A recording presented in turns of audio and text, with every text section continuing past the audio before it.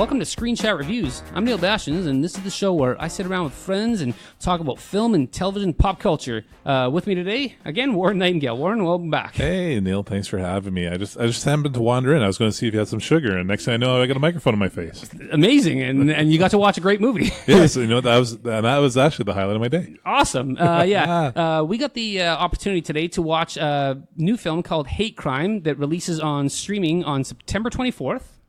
And we got the lucky chance here to watch it, give it a preview, see it before it gets dropped. Yeah, and what a treat that is, because there's always that kind of the fun feeling of being able to see something before it releases, and here we get a chance to talk about it too. Yeah, because what do we like to do more than talk about film? I can't think of anything. Not much. Okay, pretty much. Yeah. Hate Crime's from Tri-Coast Entertainment, directed by Stephen Esteb, written by Jonah Tapper, and it stars Kevin Bernhardt, Amy Redford, John Schneider, and Laura Cayute. I hope I didn't butcher any of those names too terribly. It's been just a little bit of a background here. It's been looks like they've been taking it around the festival circuit for about a year and a half or so, and it's got some awards. Yeah, looks like it got lots of festival love actually. Yeah, it did. When you're looking at all the palms. Some Programmer's Choice, a Cinematography Award from the New Orleans Film Festival, a Best Ensemble Cast from the Northeast Film Festival, and some other ones too. From the I hope I'm not saying this wrong. The MIFO LGBT Film Festival. It won a Programmer's Choice Award for Stephen Esteb. So yeah, it's got a lot of festival love. Yeah, it seems to, and I can see it. In watching it, it does feel like that independent film that you would see in festivals. Yeah, and this is going to be a spoiler-free review here. We're not going to give away the details of the film. We'll let the film unfold those for you as you watch it. Just to give the briefest synopsis, to give it some context, it's about a gay man gets killed, murdered, and it's about the families of both. Yeah, the man that gets killed and the man that killed him, how they deal with the emotions surrounding the repercussions of that event. Yeah, the stories are of the loved ones. It is the parents, actually, on both, we'll say both sides of that story, of that coin. The story is about how the parents are dealing with it on this one particular night. The entire story takes place in the course of one evening. One evening, on a particular evening that it takes place. And we're dealing with the families and how they're sort of dealing with the events that are and how they're unfolding. Yeah. There are a lot of things I enjoyed here. Particularly, I'd say a standout for me was Kevin Bernhardt. Easily, yeah. Who played one of the fathers. Yeah. He is a lot of fun to watch. Yeah. Like in this film, there's so much subtext. Right from the dialogue opening up, you're trying to get a sense of what this world is, and you're just catching pieces of dialogue. So it requires a lot of reading between the lines. And for his performance in particular, I felt he is really dialed in as a father trying to deal with the scenario around him. And there's a lot.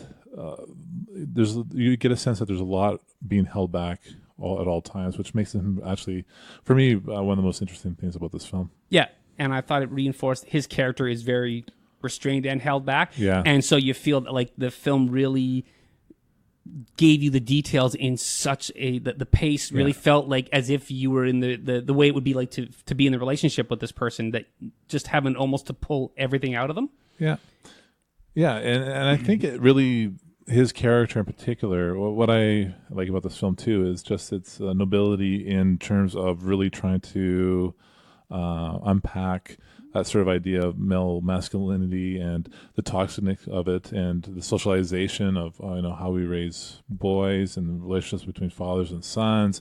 And so there's it kind of goes around that and kind of looks at it from a few different places. And of course, his character in particular kind of struggles with his sense of what what he thinks it means to be a man, and how that sort of impacts him as a father as well. And I agree. Like, I think he's an interesting element in this film. Yeah. I think it also, I felt the relationship with between him and Amy Redford, who plays his wife, the mother of one of the characters. And you see, like, the way their relationship and trying to where she's got a lot of anger at him for the way he was towards his Their son, the way son, his relationship was.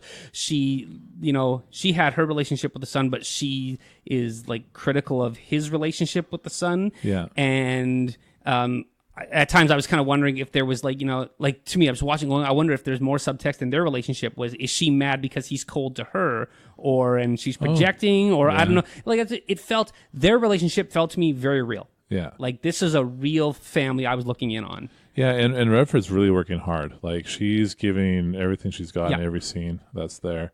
His performance I felt was really dialed in, and there's parts where with her, she's definitely working the scene for sure, and there's lots of intensity throughout. She was. Yeah. I enjoyed her the most when she was dialed back a little bit. I agree. Yeah, the subtlety of there's of her, scenes. yeah. There's some scenes where it's just her and she's being like they're just playing. Reflective. She's being reflective, introspective. Yeah. Sometimes with no dialogue at all. And I think those are my favorite scenes, or the quieter ones between the two of them. Yeah, and the reason for that I think is because definitely there's a beat that's being hit in this film.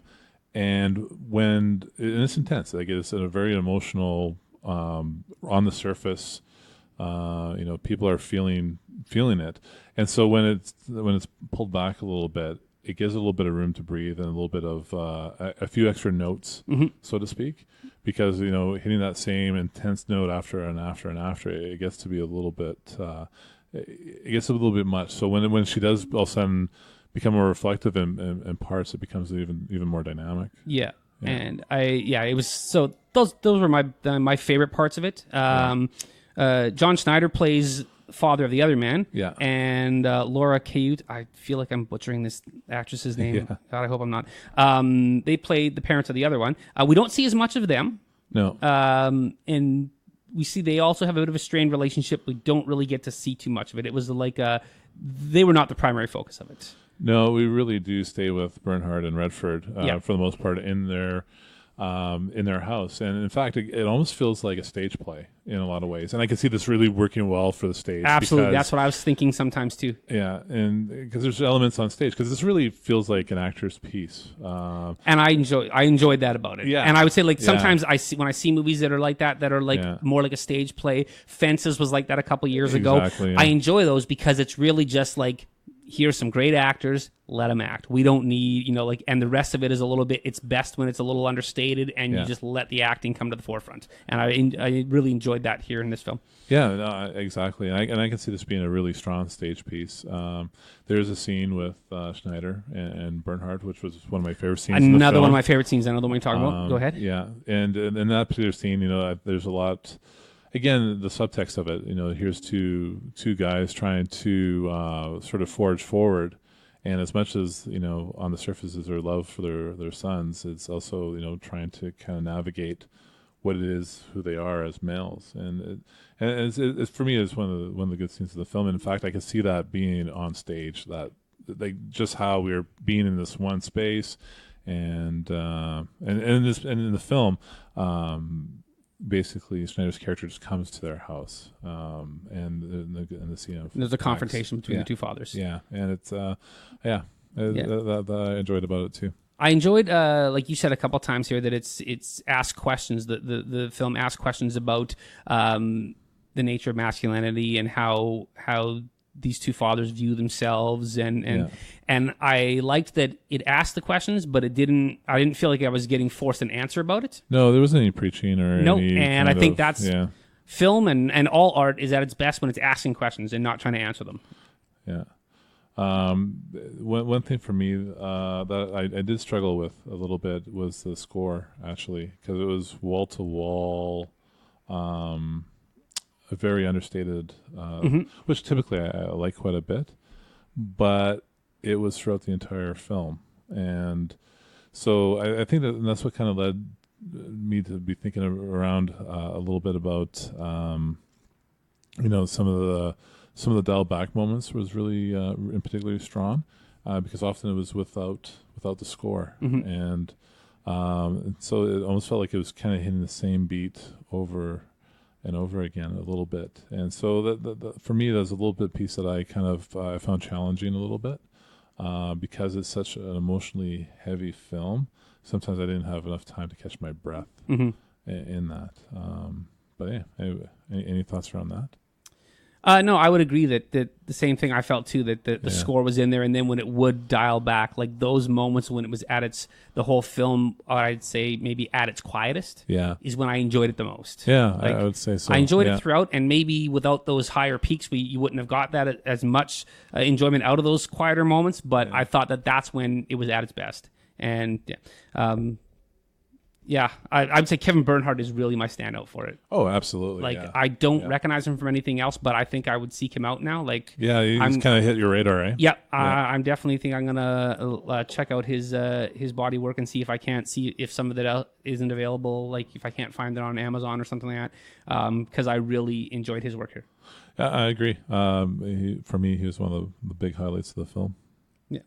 So, we can't really dig too much into it. Like, I keep wanting to talk about stuff, but I don't want to spoil it because I really think people should just enjoy this film for itself. Let it tell the story. Yeah. And I think if we dig too much more into this, we are giving away things that I think are great reveals in the film. Yeah, one thing I will say, the film does catch your attention right off the gates. Yeah, it did a great job. I don't want to say anything more about that, but it did. And it instantaneously got it and sort of put the hooks in. Yeah, and I like the cinematography, like in particular leading through the title sequence. We see the Midwest, and throughout the film, it was I thought it was strongly shot. Yeah. I will say there's one more scene, and I don't want to give away a spoiler here, but I'll tell you, it's the scene with the phone call. Yes. That one really got me. That one, it hooked me in, and that scene reeled me in, that I thought, like, in there is when it hit. That was one of its emotional high points for me, when it got me the most, with Kevin Bernhardt and Amy Redford. Yeah. I really want to tell more, but I don't want to give the scene away because it was a great scene. Yeah, and I think the strength there is that it relies on the audio. Again, the subtext, when the characters is in the house, when the characters is on the porch, and just like the character on the porch, where he's dropping in on the conversation.